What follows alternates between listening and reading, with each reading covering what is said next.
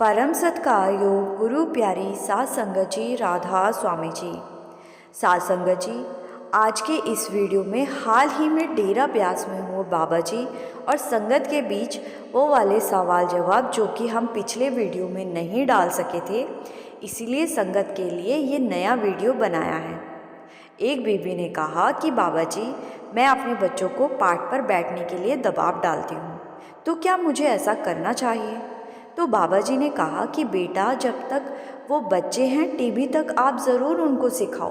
बच्चों का मन खाली होता है और वो बहुत जल्दी सीख लेते हैं, लेकिन जब बच्चे थोड़े बड़े होने लगे उस समय उन्हें उन पर छोड़ दो। आगे चलकर वो खुद ही कहेंगे कि हमारी माँ ने हमें बचपन से अच्छी तरफ लगाया है।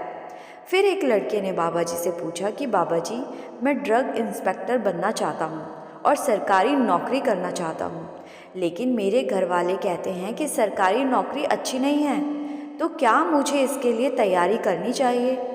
तो बाबा जी ने कहा कि बेटा, कौन सी ड्रग? तो लड़का कहने लगा कि बाबा जी, दवाई वाला इंस्पेक्टर। तो बाबा जी ने हंसते हुए कहा, ड्रग तो कुछ और को भी कहते हैं। तो आगे बाबा जी ने कहा कि बेटा, नौकरी सारी अच्छी होती है, मेहनत हर जगह ही करनी पड़ती है। आप मेहनत करते जाएं और आगे बढ़ते जाएं।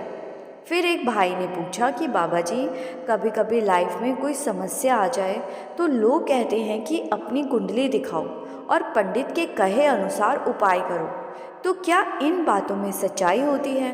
तो बाबा जी ने कहा कि बेटा, जो किस्मत में लिखा है वो कोई नहीं बदल सकता। अगर कोई आपको उपाय देकर कह दे कि ऐसा करोगे तो ये तो हो जाएगा, तो क्या मालिक का लिखा इससे बदल सकता है? ऐसा करके तो हम अपने ऊपर बोझ ही डालेंगे। एक बच्चे ने बाबा जी से सवाल किया कि बाबा जी, मैं अपने करियर को लेकर बहुत कंफ्यूज रहता हूँ। बाबा जी ने हंसते हुए कहा कि बेटा, अभी तेरी उम्र ही कितनी है? अभी तो तुझे स्कूल पूरा करना है, उसके बाद कॉलेज की पढ़ाई करनी है, उसके बाद सोचना करियर के बारे में। तो लड़का कहने लगा कि बाबा जी, मैं 11th क्लास में हूँ। तो बाबा जी ने फिर से हंसते हुए कहा, तो तुझे क्या शादी जल्दी करनी है और तू अभी से करियर को लेकर कंफ्यूज है? ये सुनकर सारी संगत हंसने लगती है। फिर एक लड़के ने बाबा जी को पलटू साहब की तुक सुनाई। पलटू लिखा नसीब का, संत देते हैं फेर। फिर लड़का कहने लगा कि बाबा जी, क्या संत महात्मा किस्मत का लिखा पलट देते हैं? तो बाबा जी ने कहा, बेटा, बाकी का तो पता नहीं, लेकिन मैं नहीं बदल सकता। बाबा जी ने हंसते हुए कहा, तुम लोगों का पाला गलत बाबे से पड़ गया है। सारी संगत हंस पड़ती है।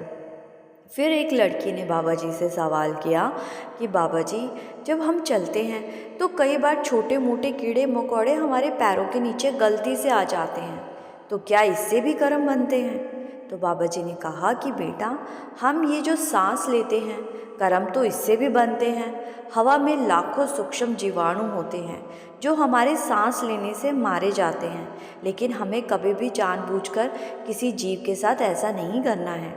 गलती से हो जाए तो मालिक माफ़ कर देगा, लेकिन जानबूझकर ऐसा ना करें। चलते समय अगर हमारी नज़र नीचे पड़ जाए तो बड़े ध्यान से चलना चाहिए। फिर एक लड़की ने बाबा जी से कहा कि बाबा जी, मेरा कोई सवाल तो नहीं है, बस मैं तो आपसे बातें करना चाहती थी। तो बाबा जी ने मुस्कुराते हुए कहा कि बहनों और बेटियों की तो बातें ही ख़त्म नहीं होती। तो सारी संगत हंसने लगती है। तो फिर लड़की कहने लगी कि बाबा जी, सेवा और सिमरन ज़रूर करवाना। तो बाबा जी ने कहा कि बेटा, जो मिलेगा खुद ही करने से मिलेगा। हम आसान तरीका ढूंढ लेते हैं, लेकिन मेहनत तो हमें खुद ही करनी पड़ेगी, तभी तो मकसद पूरा हो पाएगा। फिर एक लड़का बाबा जी से पूछने लगा कि बाबा जी, आजकल की जनरेशन जल्दी भटक जाती है, तो आप कुछ ऐसा बताओ जिससे हम भटक ना सके। तो बाबा जी ने कहा कि बेटा, मैं कहूँगा तो तू मानेगा नहीं। फिर बाबा जी ने हंसते हुए कहा कि शादी से बच के रहना। तो सारी संगत हंसने लगती है। फिर बाबा जी ने कहा कि बेटा, अब लड़कों का वक्त ख़त्म हो गया है, अब तो लड़कियों का वक्त है। संगत फिर से हंसने लगती है। तो फिर यही लड़का कहने लगा कि बाबा जी, अगर कोई हमें गलत बोले तो क्या हमें उसको जवाब देना चाहिए? तो बाबा जी ने कहा कि बेटे, अगर कोई मुझे गधा बोले तो क्या उसके बोलने से मैं गधा बन जाऊंगा? इसीलिए हमें तो चुपचाप वहाँ से चले आना चाहिए। उसको बुरा बोल के हमने अपने कर्म नहीं बनाने। फिर एक लड़के ने सवाल किया कि बाबा जी, सत्संग में हम अक्सर सुनते हैं कि 84 के जेल खाने से तो हमें देवी देवता भी नहीं निकाल सकते। यहाँ से निकलना है तो पूर्ण संत की शरण लेनी ही पड़ती है। ऐसा किस लिए है बाबा जी? तो बाबा जी ने हंसते हुए कहा कि मरवाएगा तू मैनू। आगे बाबा जी ने कहा कि बेटा, इस पूरी सृष्टि में कोई भी धर्म ऐसा नहीं है जो ये कहे कि मालिक 2 या 3 या ज़्यादा है। सब धर्म यही कहते हैं कि मालिक एक ही है। बाकी हम जो सुनते हैं वो हमें समझाने के लिए ही मालिक के अलग अलग नाम रख दिए गए हैं।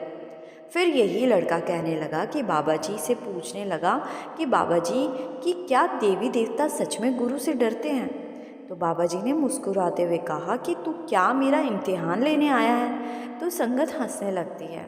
फिर आगे बाबा जी ने कहा कि बेटा, चाहे देवी देवता है या पूर्ण गुरु है तो सब उस मालिक के मोहताज।